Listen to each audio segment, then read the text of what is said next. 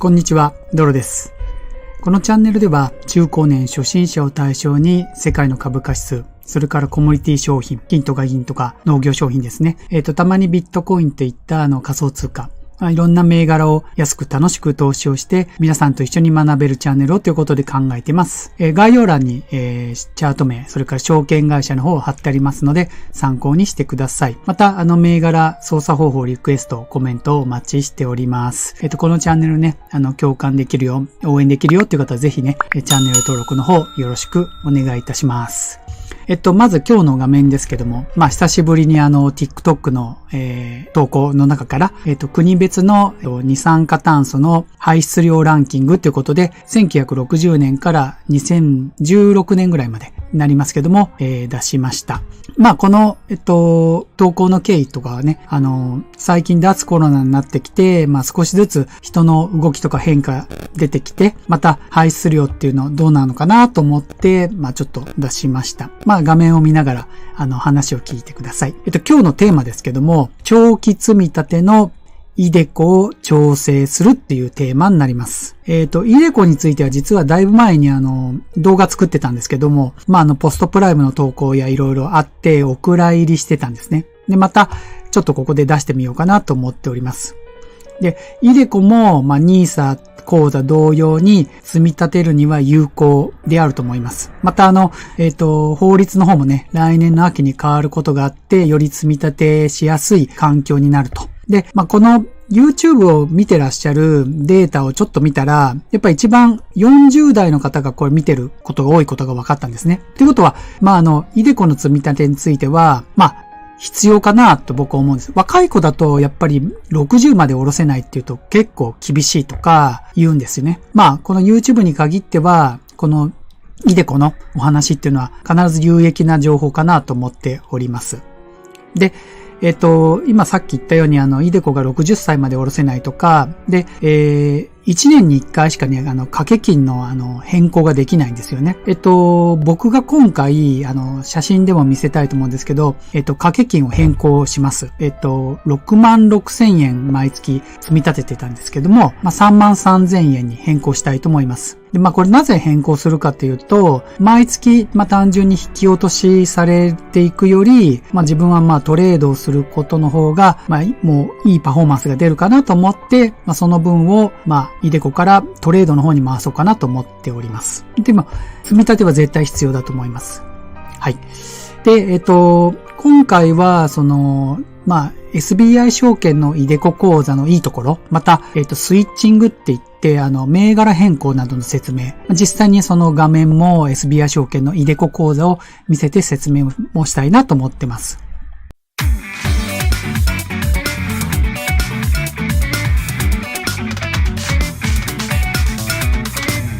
それではね、ファイナンシャルプランナーの井上さんの方から最初に、こちらのiDeCoの、リバランスについてのね、簡単な説明をお願いしたいと思います。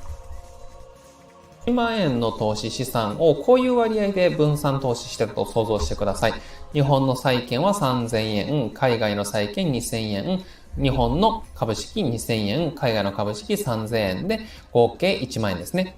で、割合としてはざっくり言うと、債券が 50%、株式が 50% で、債券50、株式50の割合だったとします。で、これで投資をスタートさせました。で、その後1年経った後、当然株価は上がったり下がったりっていうのをしますよね。で、結果どうなったかって言ったら、一つの例として見てもらったら、債券は値下がりしたよと、3000円から2000円になったよ。で、海外の債券はちょっと値上がりしたよ。で、株式はなんとすごく伸びて、日本株は2倍になったよ。海外の株式は3000円から4000円になったよっていう風に、トータルで見たら12,500円。だから1万円から2500円儲かったよっていう状態なんですね。で、こういう風にそれぞれ値動きした。で、これを割合にした場合っていうのはこっちの下のグラフに見てもらった通り、運用した最初とかなりバランスの割合が変わってますよね。要は債券は値下がりしてから割合は少なくなるし、株の割合が増えているっていうのは株が値上がりしてるからですね。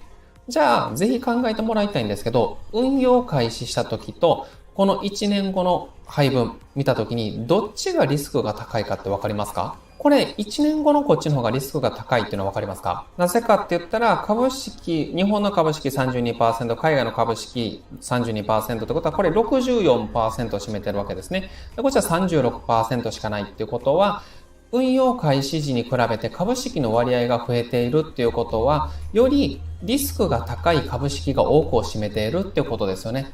ということは、運用開始時に比べてこっちの方がリスキーな投資をしているっていうことになるんですよね。で、分散投資の大切な考え方っていうのは、要は株はハイリスクハイリターン、債券はローリスクローリターンで、この上手に分けて自分が大暴落があった時にあんまりお金が減りすぎないように、要はバランスを組み合わせて分散投資しましょう。リスクをある程度コントロールしましょうよっていうのが考え方ですよね。でもこれはやっぱ投資をしていく上で、株っていうのはやっぱ値動きが大きい。で、上がる時っていうのはグッと上がるから、今みたいな感じでどうしても株式の比率っていうのが大きくなりがちなんですよね。で、こうなった時に自分がこのままお金が増えていけばハッピーですけど、その時に大暴落が来るかもしれない。で、この時に株価っていうのは上がる反面、暴落の時っていうのはすごく下がっちゃう。で、その時に自分の資産が大きく減っちゃうから、それを防ぐために債券がある程度入れてるわけですね。ってことはやっぱり元通りの50、50にしてあげないといけないってことなんですよ。で、それを戻すのがリバランス。で、方法2つあるとお話しましたね。じゃあまずは1つ目のスイッチングのところからお話をしたいと思います。スイッチングっていうのはですね、単純に今持ってるやつを売って新しく買い直すと思ってください。例えば、もともとこういう割合になってるとしましょう。海外の株式 35% とかっていう風にしてる。で、元通りにこうしたいっていう場合に関してはシンプルにこの 35% の 5% 分を売ります。じゃあ 30% になりますね。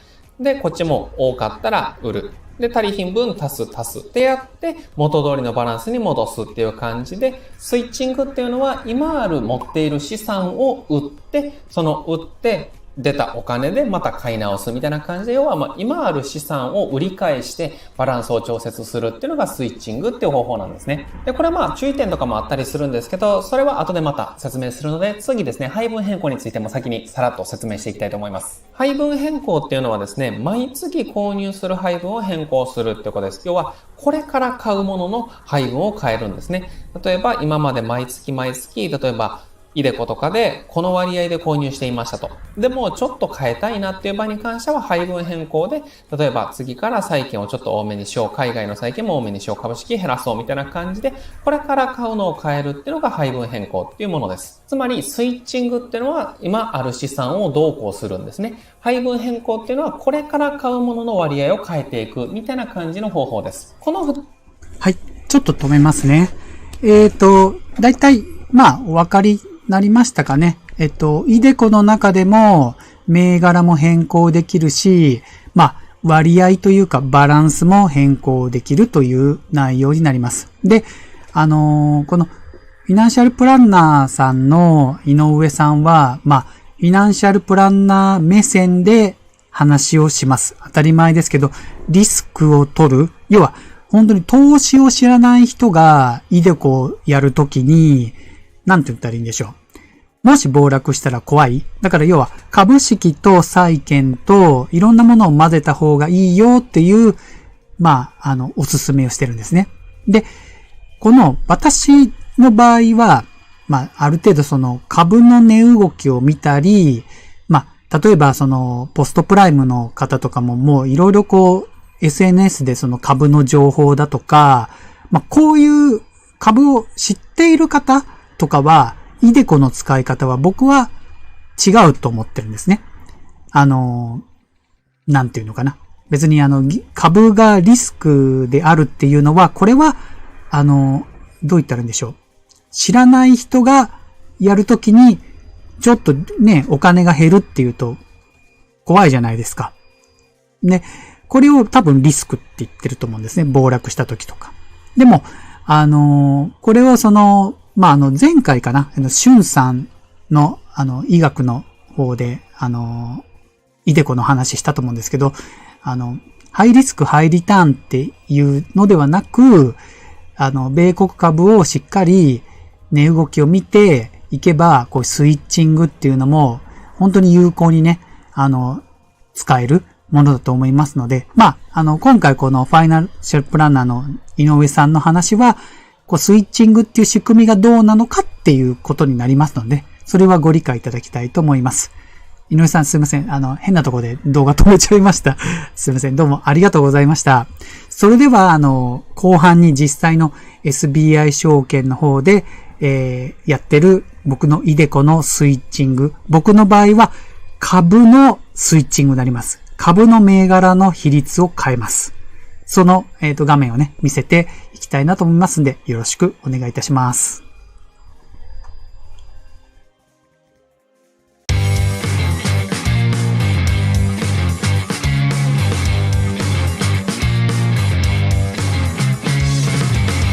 はい。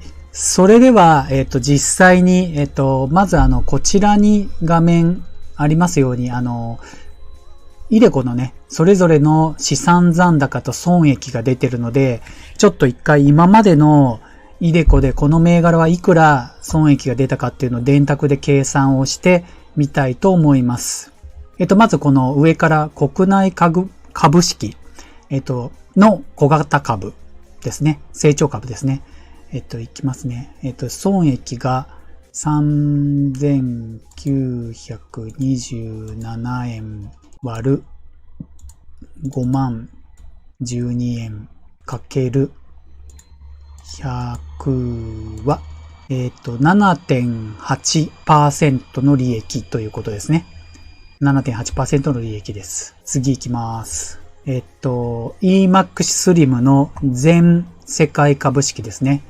僕が入れている、まず利益から15296割ることの、153527かける100は 9.98% 利益です。そうですね。年利が 9.9、約 10% ですね。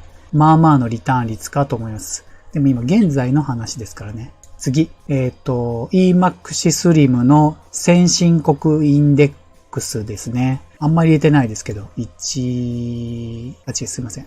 3601割ることの16766かけることの100は、21.4 もある？先進国今いいんだな。リターンが 21.4% もありました。で、次、S&P500 ですね。一番突っ込んでるやつですね。EMAX Slim の。82392割ることの422220かけることの100は 19.5% ですね。まあまあのリターン率ですね。さて、安いと言われている先進国インデックス。もうマイナスなのでリターンがマイナスですね。マイナス2869割ることの62964かけることの100は、ということで、マイナス 4.5% ですね。はい。一番利益が出てないけど一番安いという解釈であります。はい。長期積み立ては僕は今がリターン出てるよりも今は安く買えるっていう意味でこれをちょっとマークしてます。はい。次、不動産ですね。国内の不動産ですね。4754割ることの44250かける100は 10.7% ですね。まあまあのリターン率ですね。年利 10% あるのはいいですけどね。はい。次、海外の不動産ですね。4879割ることの31209かける100は、海外の不動産もまあまあのリターンいいですね。15.6% ありましたね。利益が。いいですね。はい。最近下がっている最後、金ですね。三菱 UFJ 純金ファンド。ほぼ利益が今は出てません。506円割ることの184,822かける100は 0.2%。ちょっと今そうなんですよね。これをね、どういう風にするかっていうんですけども、はい。という分析で、先進国が今すごくいいんですね。でも、イデコは、もう知ってると思うんですけど、60歳以上じゃないと下ろせません。今下ろすわけじゃないので、今、利益が出ているということより、これから先見て安く買えるところで伸びるだろうっていうのをやっぱり考えた方がいいと思うんですね。まあ、先のことはわからないわけなんですけども。で、現在、これを大きくします。私の方での掛け金という割合が66,000円のうち、EMAX スリムの全世界株式が 30%。で、EMAX スリムの、米国 S&P が 40%。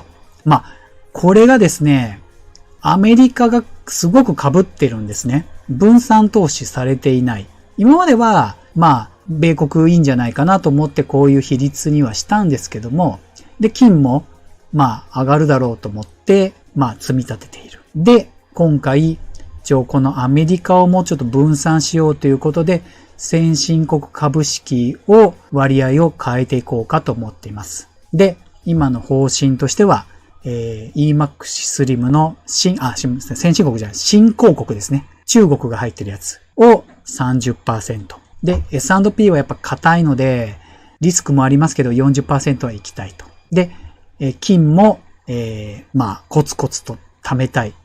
ちょっと待ってくださいね。これ40、40、20のがいいな。そうですね。ちょっと、スイッチングを変えますね。先進国株式、新興国株式を 40%、S&P を 40%、純金を 20% にしていきます。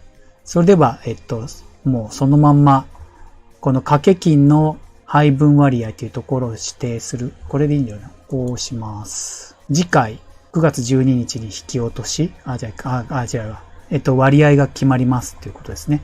はい。以前にもこれ出したかな？この割合のところ。現在が、こう 30% 19,800 円ですよ、と。40% 26,400 円ですよ。この米は端数の意味してます。から金が最後の方で 19,800 円ですよということです。はい。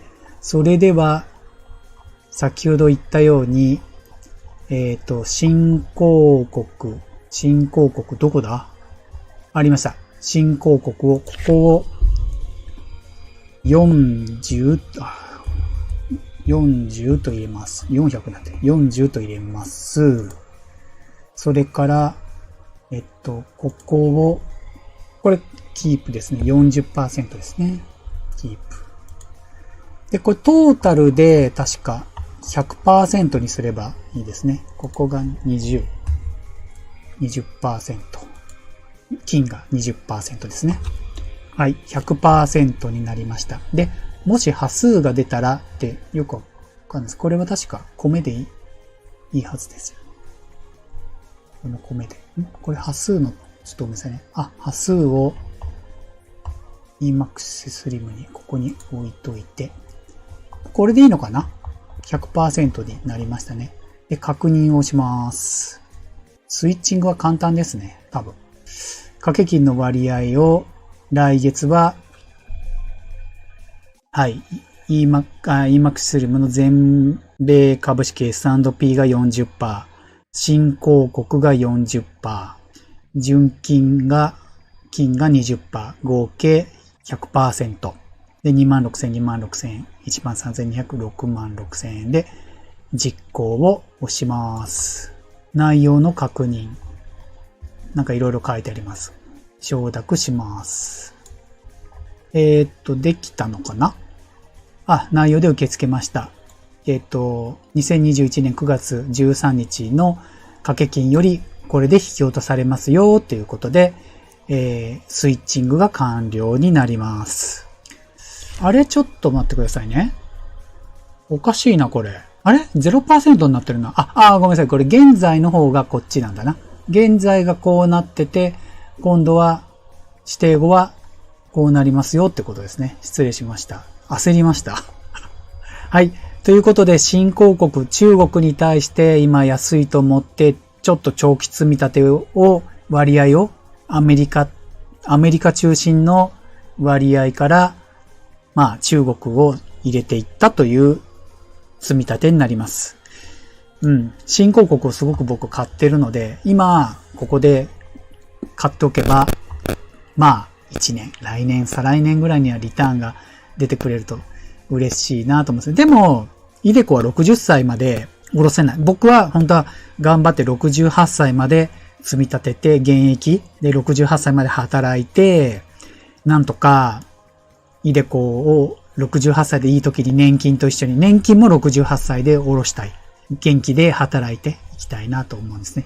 まあ本当はもう一生働いていたいですけど、まあ用はないだろうなと。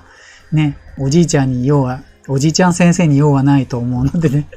はい。はい。そんなとこであります。今日ちょっと動画うまく説明できてなかったかもしれないんですけど、またこういうスイッチング、あと長期積み立て、NISA の積み立ても、どっかで多分出すと思いますのでね、長期積み立てで悩んでる方とか、まあぜひ参考にしていただけたらと思います。はい。どうもありがとうございました。